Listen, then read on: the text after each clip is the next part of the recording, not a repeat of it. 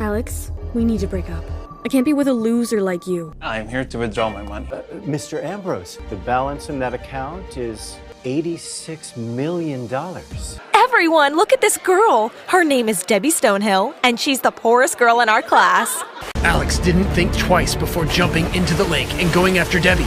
Alex, what are you doing here? You never wanted to spend money on me. He already has a girlfriend. Now we will invite all the students who have contributed over $100. He's the one who donated $130,000. Alex, you said you're as poor as I am. You lied to me? He knew he needed to find Debbie and apologize to her. Debbie, where is she? She really dropped out. I'm Bruno Franklin. I'm sorry, sir. Don't you recognize me? I'm hopelessly in love with you, Alex. If you don't start showing me some respect, I'll be back in a minute. Alex decided it was time to teach someone a lesson. Mr. Franklin, I'm sorry about the disturbance, the manager said. As a gesture of goodwill, your meal is on the house. He knew Debbie was a nice girl, and he couldn't let Bruno hurt her. Bah! Bruno punched the manager in the nose. Staggering back, the manager clutched at his nose and bent over. Bright red blood oozed out from between his fingers. You don't have a clue, do you? Bruno said arrogantly, towering over him. He stuck his hands in his pockets. Well, what do you have to say now? Mr. Franklin, Debbie's my employee and I'm responsible for her. The manager choked out. Scowling, Bruno raised his right foot and kicked him right in the head, knocking him to the ground. The manager spat out 2 teeth, and a cut on his head dripped blood down his face. Bruno didn't hold back. He lifted his leg, preparing to stomp on the man's face. No matter how much damage he did, he knew there would be no consequences. Mr. Franklin, I'll do it, the manager said hurriedly, holding up his hands. He didn't have a choice. He couldn't take any more of this beating, not even to protect Debbie. Bruno smiled as he lowered his foot to the floor. Go and get Debbie, the manager ordered a waiter. Tell her she needs to come and wash Mr. Franklin's clothes. The waiter headed toward the kitchen, but a man stepped in front of him, blocking his way. Alex gently pushed past the waiter. Well, if it isn't the crazy guy, Bruno mocked Alex, while his henchmen also started to laugh. Go on, get out of here. He turned back to the waiter. Why are you still here? Bring me the girl. But Alex still stood in front of the waiter, refusing to move. Do you have a damn death wish? Get lost, Bruno said angrily. Alex smiled and walked toward him. As he passed a table, he picked up a bottle of red wine and a glass. He seems to have found his courage, one of his men snickered. Didn't he just flinch when Bruno yelled a moment ago, and now he actually dares to approach him? No, I think he's just found his brains, another man answered. Didn't you see him pick up the wine? He must be about to make amends by toasting Bruno or pouring him a drink. Bruno noticed that Alex didn't seem as angry as before. He thought after Alex gave him the wine, he would hit the kid a couple of times, and then maybe he would take him on as an underling. Might even be useful. As Bruno considered what he was going to do, Alex walked up to him and poured some red wine into the glass, filling it right up to the brim. You're an idiot, Bruno said, reaching out to take the wine. How am I supposed to drink this when it's so full? His hand never made contact with the glass. Alex threw the full glass of red wine into Bruno's face, and it hit him right in the eyes and went up his nose. He splattered and bent down, trying to get rid of it. Ugh! Bruno wiped his face. He couldn't open his eyes properly without them stinging, so he could only squint at Alex. I'm going to kill you!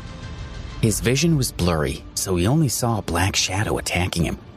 Before he could react, he heard a smashing sound and felt a sharp pain across his forehead. More wine flowed over his face. This time, it was mixed with glass fragments. Ugh! Bruno screamed and collapsed on the ground. He touched his hand to his forehead, and it came back completely red. Alex was still holding the broken wine bottle in his hand, while the other pieces of glass were scattered on the floor. Why are you all just standing there? Bruno shouted at his men. Kill him! His men simply looked at him with troubled expressions. not daring to take any action. Alex's unexpected behavior had stunned them all, and they hadn't yet regained their composure. They were all staring at him with respect, not even daring to breathe too loudly. Alex casually threw away the broken bottle, shocking everyone present. Sneering, he walked slowly toward Bruno, who was growing scared. No longer caring about keeping up appearances for his men, the gangster used his elbows to edge backwards, trying to keep his distance. "I'm really curious. How did someone like you end up in charge?" Alex placed his foot on Bruno's face. He looked down at him and coldly said, "If I ever see you again, I'll make sure you regret it." He ruthlessly put more of his weight on the man's face to teach him a lesson. Then he reduced the pressure and took 2 steps back. "Wait, I want to stay and finish eating before I go," Bruno said. Alex turned around and saw Bruno looking at him, his expression respectful. Alex laughed. "You expect me to believe you?" He looked around at everyone's faces and guessed Bruno's intention. He was simply going to hang around and wait for another opportunity to attack Alex. Alex sighed, knowing he couldn't walk away. If he didn't completely defeat Bruno now, then it would cause trouble later. Not only for him, but also for Debbie and this restaurant. "Fine then," Alex thought.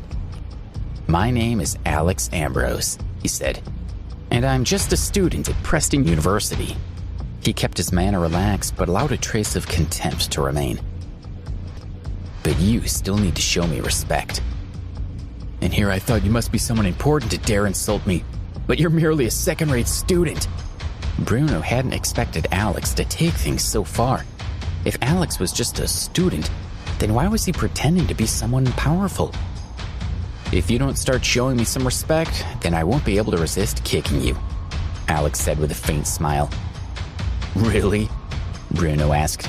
"However hard you hit me, I'll pay you back with interest, and then you won't be able to walk out of here."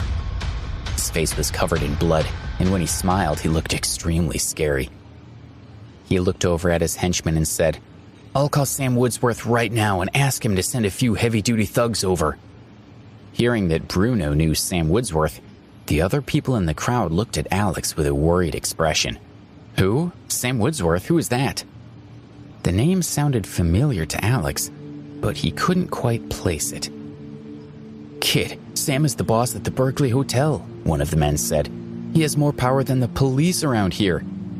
"Maybe you should beg Bruno for mercy," someone suggested.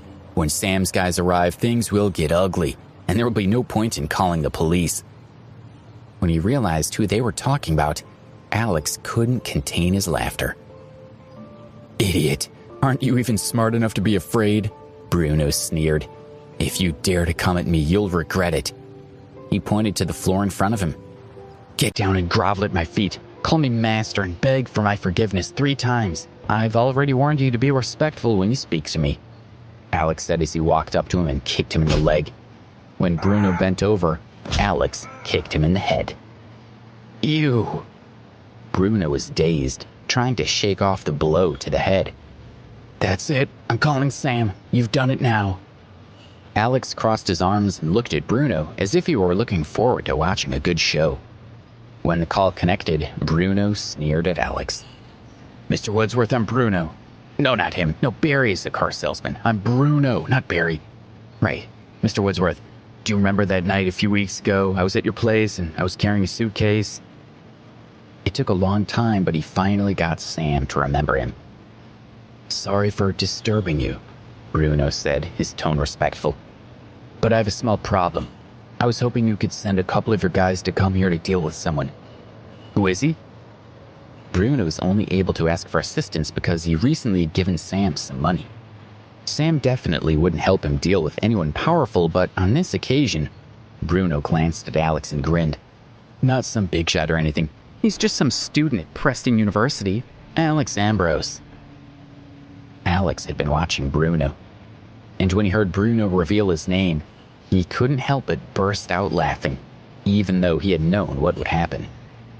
"Why are you still laughing?" Bruno demanded. He sneered at Alex as if he were nothing. Just as Bruno took a step closer, a roar came from the phone. "You hit Alex Ambrose?" You idiot! Do you want to die? Bruno's ears were ringing, and his heart skipped a beat. Mr. Woodsworth, what's wrong? What's going on?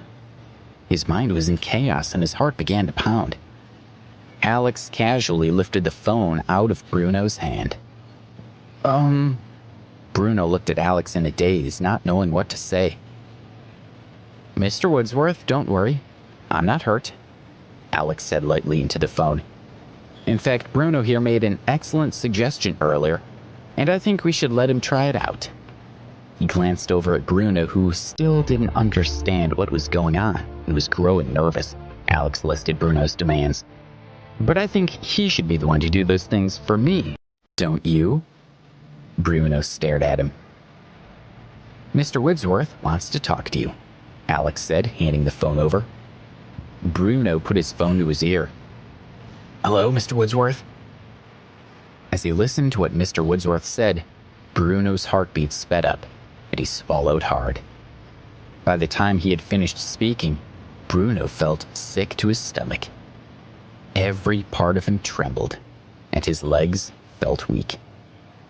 He wanted to kneel on the ground and beg for mercy. Mr. Ambrose, I'm so sorry, he said. I don't deserve to live. I offended you because I'm worthless and stupid. Please have mercy on me. As Bruno's world comes crashing down, he's forced to swallow his pride and beg for mercy. But will it be enough to save him from Alex's wrath? Find out in the next episode.